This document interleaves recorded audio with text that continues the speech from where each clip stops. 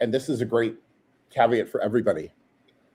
In 2026, I don't understand what this term means, or I don't understand what this does, or I don't know how to do this, should not be in your vocabulary anymore, because we have this wonderful thing called AI.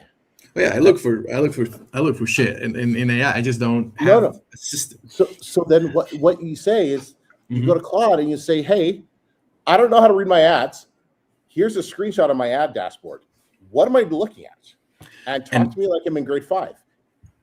I've done that, and I've done that through 2 different LLMs. I've done that through Claude, and I've done that through ChatGPT, and they sort of contradict each other.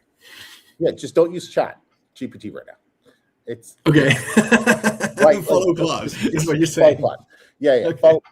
But bro, and then it's like you gotta treat AI like it's me sitting in front of you. You got to treat AI like it's a person, and you talk to it like a person. You go back and forth with it. Say, I don't know. I don't fully agree with this.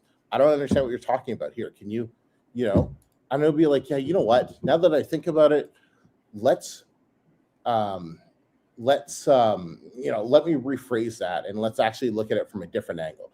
And like it'll do that.